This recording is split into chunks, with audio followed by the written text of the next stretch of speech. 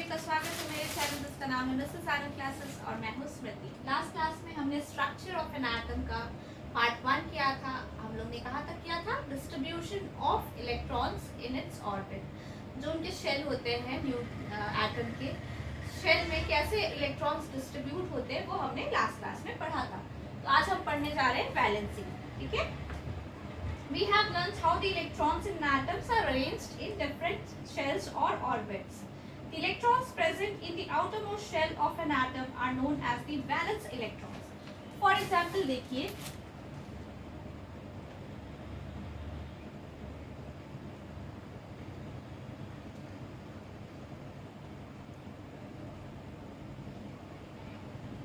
मान लीजिए कि इस एटम का ये आउटर मोस्ट है, तो इसमें हमने पढ़ा था आउटर मोस्ट शेल या ऑर्बिट में मैक्सिमम 8 इलेक्ट्रॉन्स रह सकते हैं।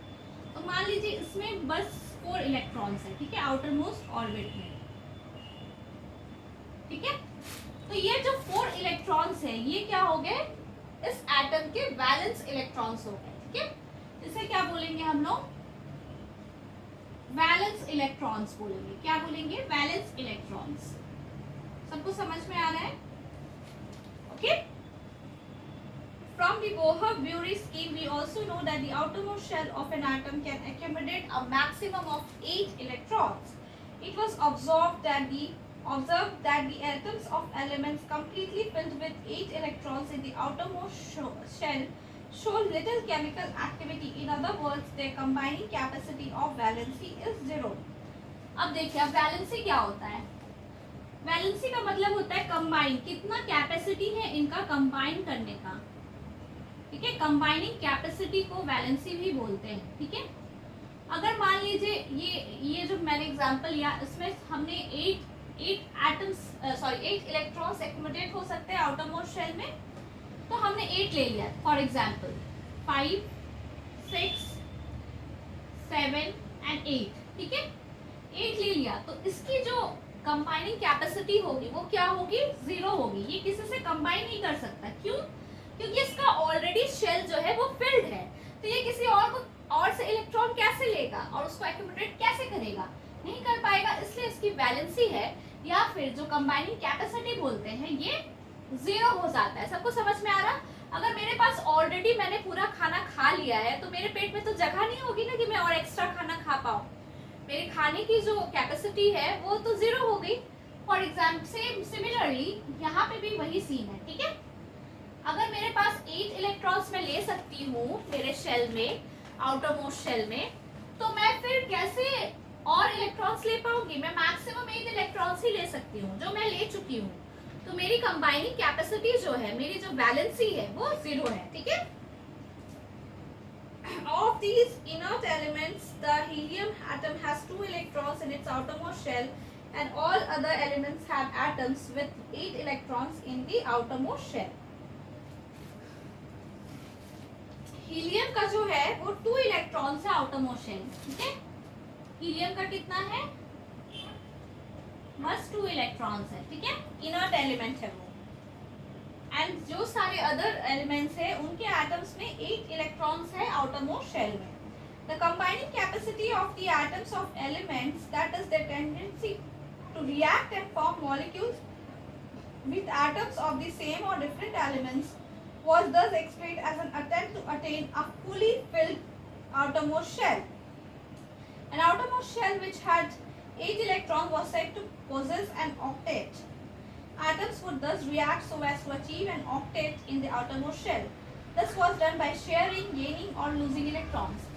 देखिए, ये हम 8 इलेक्ट्रॉन्स हमें चाहिए आउटरमोस्ट शेल में। ठीक है, मान लीजिए किसी का 3 इलेक्ट्रॉन्स है, तो वो फॉर एग्जांपल मैं एक एटम लेती हूँ जिसका 3 इलेक्ट्रॉन्स है। ठीक है, आउटरमोस्ट शेल में 3 इलेक्ट्रॉन्स है, तो इसे और 5 चाहिए। तो ये किस किस वे से इलेक्ट्रॉन्स ले सकता है, सेम एटम से या फिर डिफरेंट एलिमेंट से या सेम एलिमेंट से, सॉरी डिफरेंट एलिमेंट्स के डिफरेंट एटम से कैसे ले सकता है? ये 3 वेज है। ठीक है, क्या क्या वे हम लोग देखते हैं।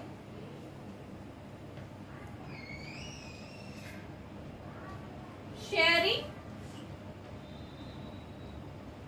शेयर करके ले सकते हैं हम लोग, 2 एटम्स शेयर कर रहे हैं सेम इलेक्ट्रॉन्स को, गेन करके मतलब किसी से हम लोग ले सकते हैं एटम इलेक्ट्रॉन्स, या फिर लूज करके मतलब हटा के, अपने आउटरमोस्ट शेल से हटा के भी हम लोग 8 कर सकते हैं fulfil. For example hydrogen, lithium, sodium atoms contain 1 electron each in their outermost shell. Therefore, each one of them can lose 1 electron. So they are said to have valency of 1. देखिए फॉर एग्जाम्पल सोडियम, सोडियम के outermost shell में कितना electron है? 1। तो ये क्या कर सकते हैं, ये हटा सकते हैं, 7 इलेक्ट्रॉन तो नहीं ले सकते, तो इसे लूज कर देते हैं। तो इसे लूज करने से क्या हो गया, इनकी जो वैलेंसी है वो कितनी हो गई? 1 हो गई। 1 लूज किया इसलिए 1 हो गई। ये फॉर एग्जाम्पल सोडियम है, सोडियम एटम है, ठीक है। सबको समझ में आ रहा है? Can you tell what is the valency of magnesium and aluminium? तो मैग्नीशियम और एल्यूमिनियम का क्या होगा बताइए आप मुझे जरा। इनका क्या होता है, नंबर ऑफ इलेक्ट्रॉन्स कितने हैं मैग्नीशियम में? 11 है, ठीक है। तो कैसे होगा डिस्ट्रीब्यूशन? 2 8 1 11 है,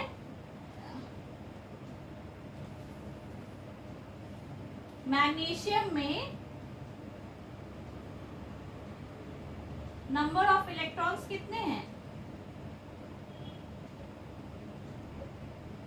11 है, ठीक है। तो पहला में 2 ही आ सकता है, पहला शेल में तो 2 आ गया, दूसरा में मैक्सिमम 8 है तो 8 आ गया, तीसरा में 1 आ गया, ठीक है। तो 1 जो आ गया, तो अब ये 1 को क्या करेगा, ये लूज कर देगा, तो ये क्या हो जाएगी, वैलेंसी 1 हो जाएगी, ठीक है। सॉरी, मैग्नीशियम का है 12, सोडियम का है 1, तो यहाँ पे 2 है, ठीक है, 2 है 12 है ये, तो यहाँ 2 आ जाएगा।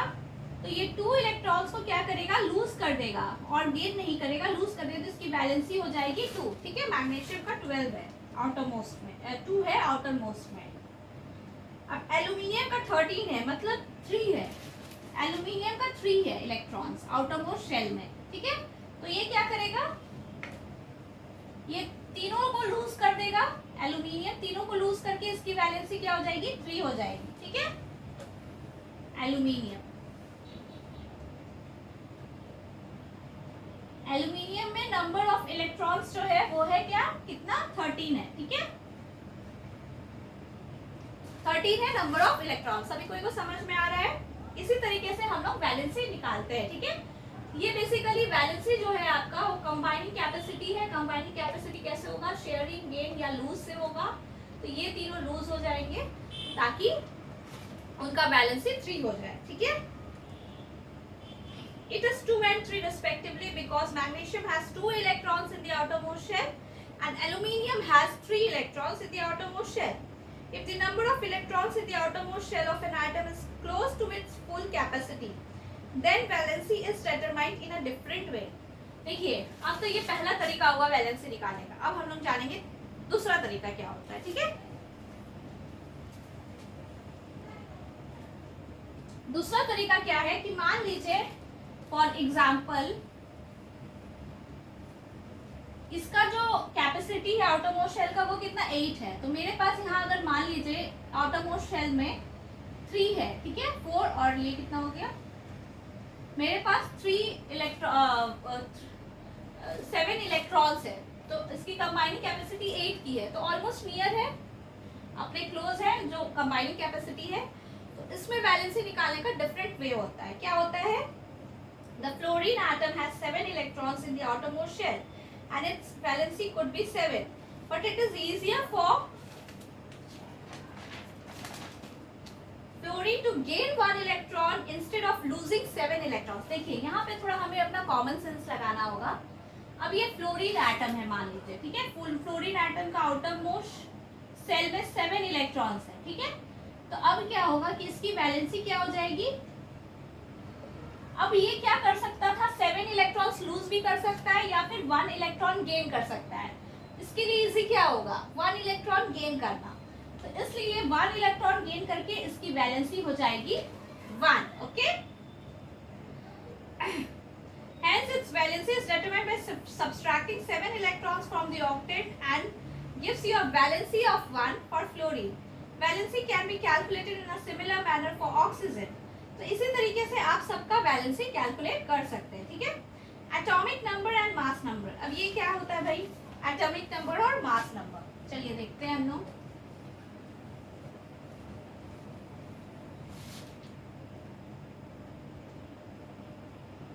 Atomic number. We know that protons are present in the nucleus of an atom. It is the number of protons of an atom which determines its atomic number. Atomic number is equals to number of protons in an atom. Protons क्या होता है, कोई मुझे बता सकते हैं क्या? जो पॉजिटिवली चार्ज होता है, ठीक है, जिसका मास इक्वल्स टू न्यूट्रॉन्स के मास के बराबर होता है, ठीक है. नंबर ऑफ प्रोटॉन्स कितने हैं एटम में, उसको ही हम लोग बोलते हैं एटॉमिक नंबर, ठीक है. इसका जो सिंबल है वो Z से होता है, कैपिटल Z से हम लोग डिनोट करते हैं, ठीक है. All atoms of an element have the same atomic number. In fact, elements are defined by the number of protons they possess. For hydrogen, Z is equals to 1 because in hydrogen atom only one proton is present in the nucleus. Hydrogen का कितना है atomic number 1 है, क्योंकि number of protons 1 है, ठीक है. तो जितने नंबर ऑफ प्रोटॉन्स होंगे उतना ही उस एलिमेंट का एटॉमिक नंबर होगा, ठीक है. सिमिलरली फॉर कार्बन, कार्बन का एटॉमिक नंबर कितना है 6 है. तो उसमें नंबर ऑफ प्रोटॉन्स जो न्यूक्लियस में है वो 6 है, ठीक है. इसीलिए कार्बन का एटॉमिक नंबर 6 है. मास नंबर क्या होता है,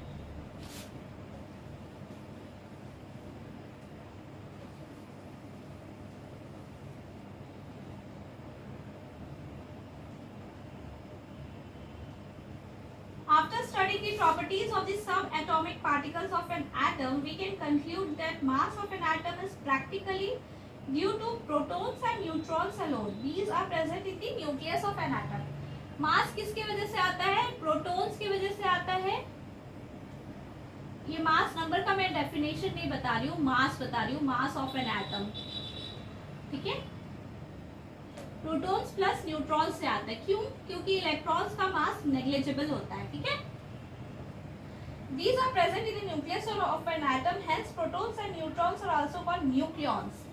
ये दोनों को मिला के क्या बोला जाता है, nucleons. Protons plus neutrons is equals to nucleons, ठीक है. सबको क्लियर हो रहा है. The mass of an atom resides in its nucleus. For example, the mass of carbon is 12 U because it has 6 protons and 6 neutrons. ठीक है. तो mass number किससे डिफाइन होता है, नंबर ऑफ प्रोटॉन्स कितना है न्यूक्लियस में एटम के और number of neutrons is equals to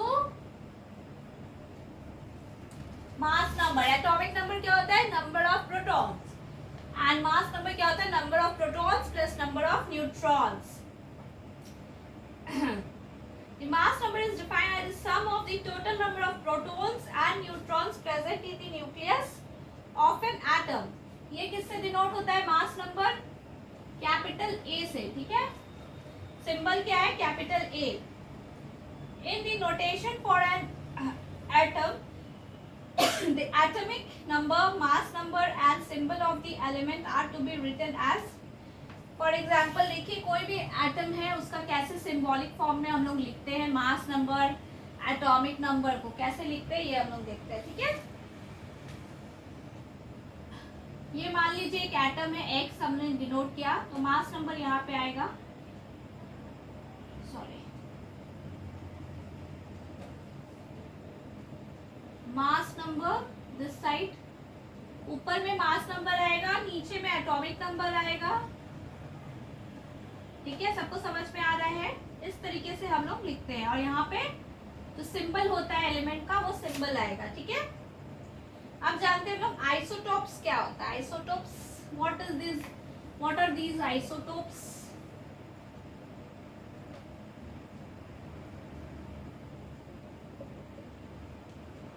In nature, a number of atoms of some elements have been identified which has same atomic number but different mass number.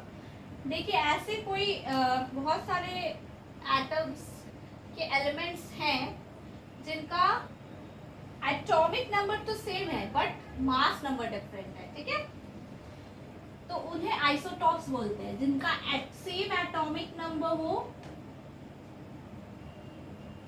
Atomic number जो होगा ना वो same है, sorry,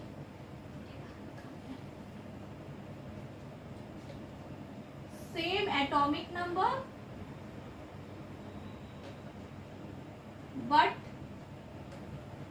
different mass number, ठीक है, atomic number तो same होगा पर मास नंबर डिफरेंट होगा.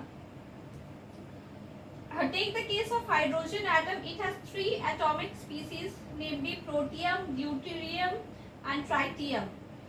इनों का एटॉमिक नंबर तो सेम है 1, बट मास नंबर 1, 2 and 3 है, ठीक है. इसी हिसाब से कार्बन के भी आइसोटोप्स होते हैं, क्लोरीन के भी आइसोटोप्स होते हैं. On the basis of this example, isotopes are defined as the atoms of the same element having the same atomic number but different mass number. ठीक है ना.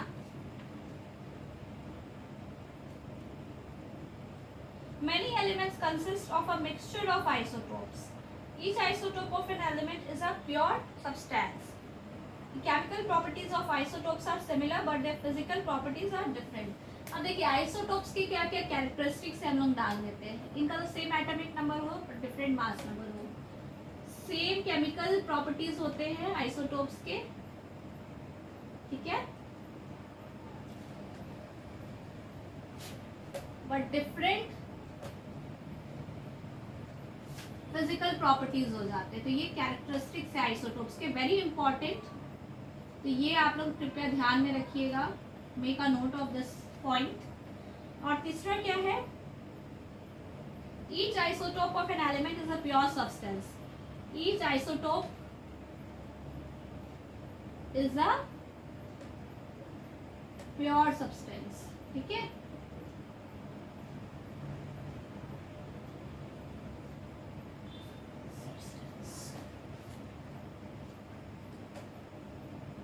ठीक है. The average atomic mass of chlorine atom on the basis of above data. Chlorine occurs in nature in 2 isotopic forms with masses 35U and 37U in the ratio of 3:1. तो अब हम लोग कैसे निकालेंगे इनका एवरेज एटॉमिक मास, वो हम लोग देखेंगे. चलिए एग्जांपल लेते हैं क्लोरीन. हाँ, क्लोरीन का 2 आइसोटॉप्स है. क्लोरीन एटम का 2 आइसोटॉप्स है. पहला है मास है m1 ले लेते हैं 35U और दूसरा है 37U. इन द रेशियो क्या है 3:1. तो अब ये कैसे निकलेगा इसका एवरेज. तो डेटा क्या दिया हुआ है 35 दिया हुआ है, 35 इंटू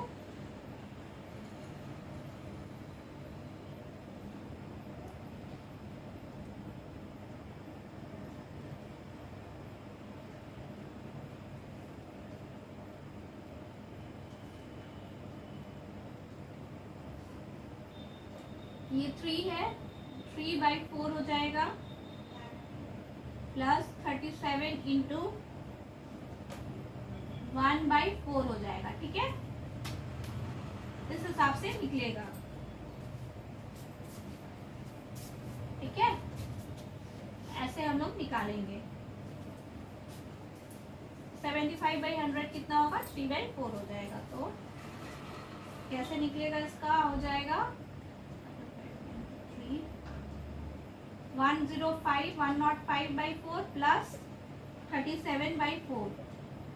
ये आ जाएगा 142/4 इज इक्वल टू 35.5U. तो इस तरीके से एवरेज निकल जाएगा. सिंपल एवरेज निकाला है हमने. the mass of an atom of any natural element is taken as the average mass of all the naturally occurring isotopes. ठीक है, if किसी एलिमेंट का अगर आइसोटोप्स नहीं है, then the mass of its atom would be the same as the sum of protons and neutrons, जो हमने mass number पढ़ा है. जिनका आइसोटोप्स है उनका एवरेज मास ऐसे निकलता है. ठीक है, और जिनका आइसोटोप नहीं है उनका सिमिलरली जैसे मास नंबर है वैसे ही निकलता है. ठीक है, एप्लीकेशंस क्या है, since the chemical properties same रहती है तो normally we are not concerned about taking a mixture. तो उनके जो ये होते हैं आइसोटोप के क्या क्या एप्लीकेशंस है वो देख लेते हैं.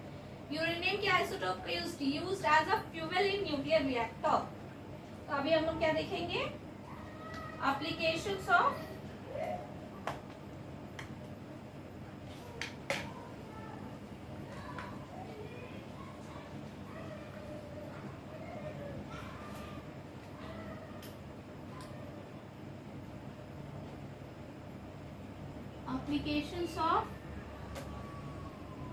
आइसोटोप्स. ठीक है, तो पहला क्या है, आइसोटोप ऑफ यूरेनियम का क्या है,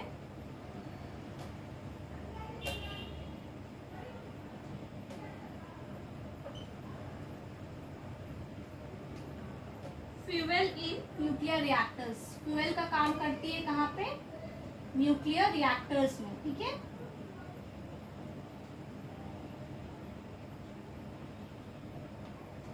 कोबाल्ट का आइसोटोप का क्या है, isotope of cobalt treatment of cancer. Cancer के ट्रीटमेंट में काम आता है. ठीक है, सबको समझ में आ रहा है. अगर आपको अच्छा लग रहा हो मेरे वीडियोस तो काइंडली सब्सक्राइब करें मेरे चैनल को और अपने फ्रेंड्स के साथ शेयर करें. ठीक है, ऐसे ही आयोडीन का क्या है, ट्रीटमेंट ऑफ गोइटर. तो ये इम्पोर्टेंट है, थोड़ा देख लीजिएगा.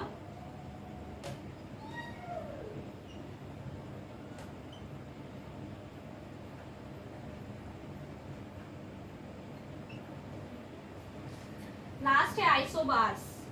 अब ये आइसोबार्स क्या होता है,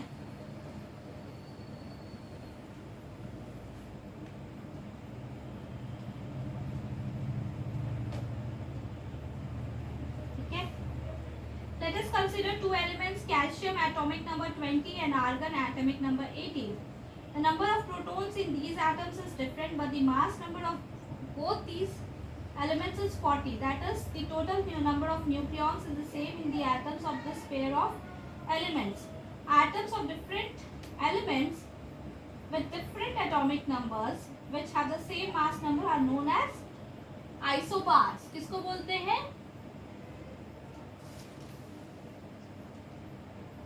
atoms with different atomic number. Atoms with different atomic number. ठीक है, एटॉमिक नंबर डिफरेंट होगा लेकिन सेम मास नंबर सेम होगा. ठीक है, मतलब नंबर ऑफ न्यूक्लियॉन सेम होगा.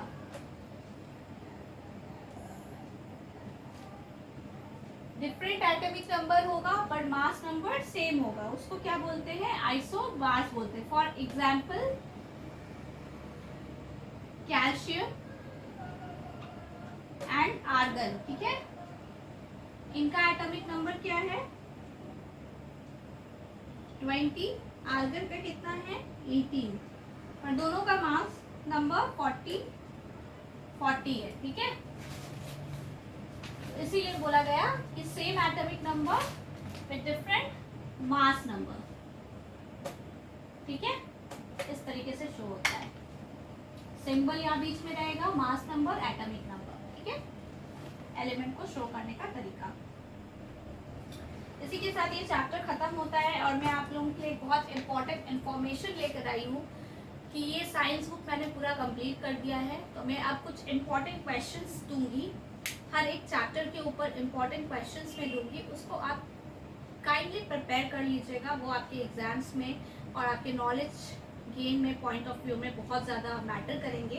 तो मैं हर दिन शॉर्ट वीडियोस में मैं आपको क्वेश्चंस दूंगी, हर एक चैप्टर पे कुछ क्वेश्चंस दूंगी, शॉर्ट क्वेश्चंस दे सकती हूँ, लॉन्ग क्वेश्चंस दे सकती हूँ।